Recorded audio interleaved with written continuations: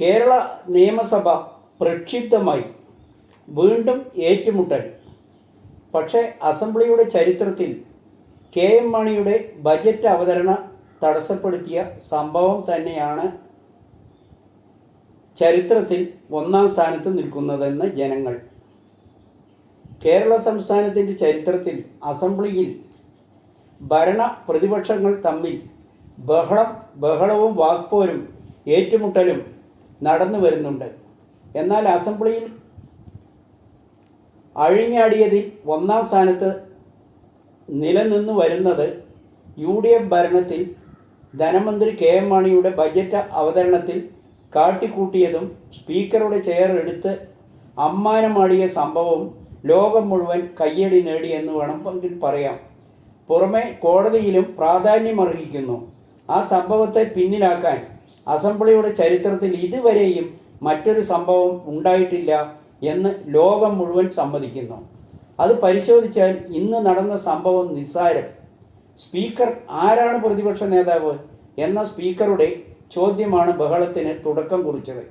പ്രതിപക്ഷം വാക്കൗട്ട് നടത്തിയ സഭയിലില്ലാത്ത സമയത്ത് മന്ത്രി MP രാജേഷും മുഖ്യമന്ത്രിയും പ്രതിപക്ഷ നേതാവിനെ അധിക്ഷേപിച്ചത് മുൻ പ്രതിപക്ഷ നേതാവ് ചോദ്യം ചെയ്തതും പ്രതിപക്ഷം തിരിച്ച് അസംബ്ലിയിൽ എത്തിയതിന് ശേഷമാണ് വാക്പോരും ബഹളവും അതിരൂക്ഷമായത്. അതിനെ തുടർന്ന് സഭ ഇന്നത്തേക്ക് പിരിയുകയായിരുന്നു.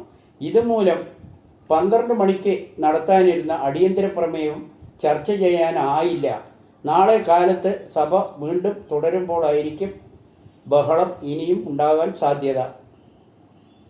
സ്പീക്കർ പറഞ്ഞ സഭ പിരിയുകയായിരുന്നു. സ്പീക്കറാണ് സഭ പിരിഞ്ഞതായി പ്രഖ്യാപിച്ചത്. പിന്നെ എങ്ങനെ പ്രതിപക്ഷം ഭയന്നോടി എന്നാണ് പ്രതിപക്ഷം ചോദിക്കുന്നത്. പ്രതിപക്ഷ നേതാവിൻ്റെ പ്രാർത്ഥനയിൽ പറഞ്ഞത് ബഹുമാനപ്പെട്ട മുഖ്യമന്ത്രി അഴിമതിക്കാരനാകരുത്, അതുപോലെ ഞാനാകരുത് പ്രാർത്ഥനയാണ് പറഞ്ഞത് എന്ന് മുഖ്യമന്ത്രിയെ ചൊടിപ്പിച്ചതെങ്കിൽ ലോക്സഭാ തെരഞ്ഞെടുപ്പിൽ മുൻപ് പ്രധാനമന്ത്രി റോഡ് ഷോയിൽ പറഞ്ഞത് ജനങ്ങൾ മറന്നിട്ടില്ല.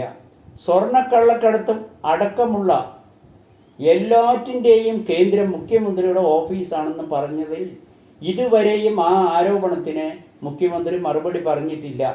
അതേസമയം രാഹുൽ ഗാന്ധിക്കെതിരെയും പ്രതിപക്ഷ നേതാവിനെതിരെയും ആഞ്ഞടിക്കുകയാണ് ഈ മുഖ്യമന്ത്രി.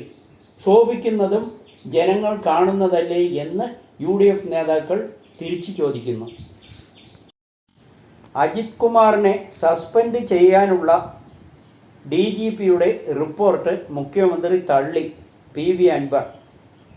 ADGP MR അജിത് കുമാറിനെ സസ്പെൻഡ് ചെയ്യാനായിരുന്നു DGPയുടെ ശുപാർശയെന്ന് PV അൻവർ MLA. എന്നാൽ മുഖ്യമന്ത്രിയുടെ ഓഫീസ് ഇടപെട്ടാണ് ഈ ശുപാർശയിൽ നിന്നും സസ്പെൻഷൻ ഒഴിവാക്കിയതെന്നും അൻവർ ആരോപിച്ചു. ഈ ശിക്ഷാ നടപടി ഇല്ലെന്നും ഉദ്യോഗസ്ഥനെ മാറ്റുക മാത്രമാണ് ചെയ്യുന്നതെന്നും അൻവർ പറഞ്ഞു. ശിക്ഷ നടപടിയായിരുന്നുവെങ്കിൽ കാരണങ്ങൾ വ്യക്തമായി രേഖപ്പെടുത്തുമായിരുന്നു.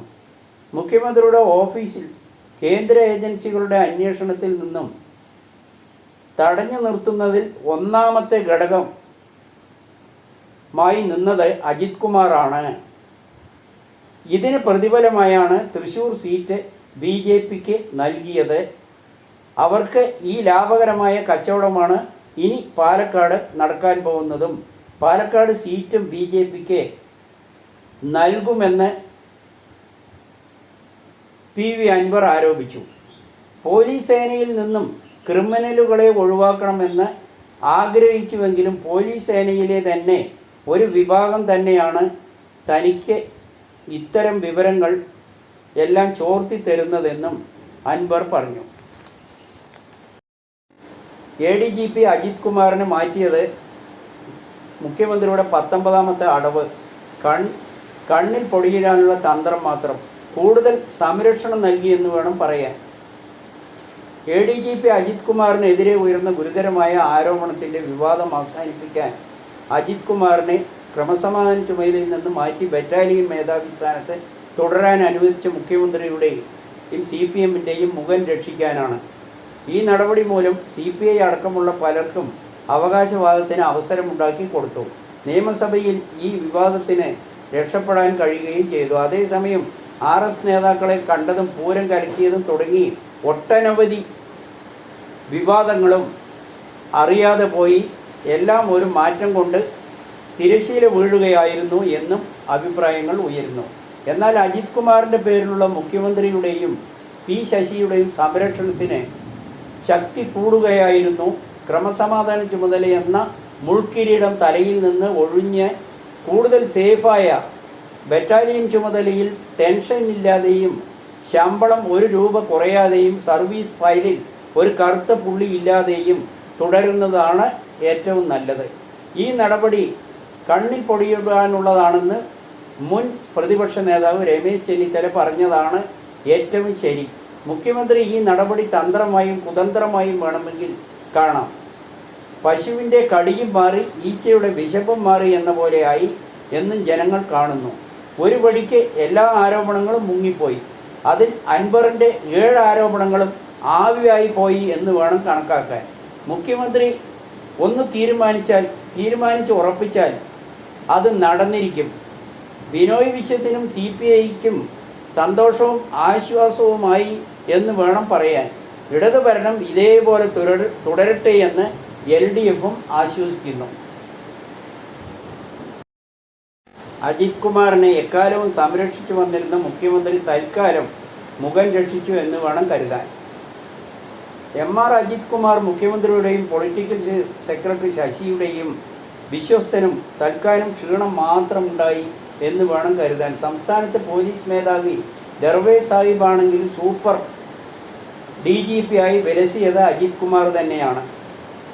2 ADJPമാരുണ്ടായിരുന്ന സംസ്ഥാനത്തെ ക്രമസമാധാന ചുമതല വഹിച്ചത് പിന്നീട് അത് അജിത് കുമാറിൽ മാത്രം ഒതുക്കി ഒരു ADGP ആക്കി. മുഖ്യമന്ത്രിയുടെ ഏറ്റവും വലിയ വിശ്വസ്തനായി ക്രമേണ ADGP അജിത് കുമാർ മാറി. ചോദ്യം ചെയ്യപ്പെടാത്ത അജയ്യനായ DGP ഡെബ്ബിയായി എന്നർത്ഥം.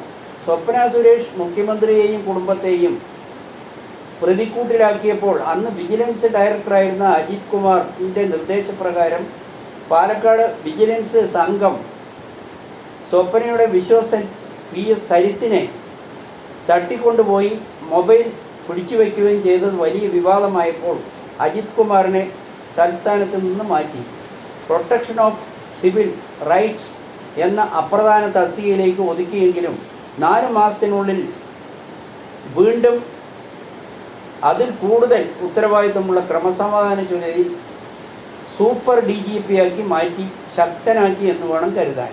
ഈ നടപടി യഥാർത്ഥ DGPക്ക് മാനക്കേടായി. 1 വർഷത്തിനിടെ കൂടി നീട്ടിക്കിട്ടിയപ്പോൾ ADGPയെ ഒതുക്കാൻ അണിയറ നീക്കം നടത്തി തുടങ്ങി. ADGPയെ ശാസിച്ച് സർവീസ് രേഖയിലും ഉൾപ്പെടുത്തി. മാത്രമല്ല ADGPക്കെതിരെ രഹസ്യമായും പരസ്യമായും രംഗത്ത് വരികയും ചെയ്തു. ഇതിൻ്റെ ഭാഗമായാണ് RSS ബന്ധം സംശയകരമായത്. ലക്ഷ്യം DGP സ്ഥാനമെന്നും DGPയുടെ റിപ്പോർട്ടിൽ സൂചിപ്പിച്ചിരുന്നു. ഈ വിവാദം പെട്ടെന്ന് കെട്ടടങ്ങില്ല, തുടർന്ന് ആളിക്കത്തുമെന്ന് തന്നെയാണ് രാഷ്ട്രീയ നിരീക്ഷകരും പറയുന്നത്.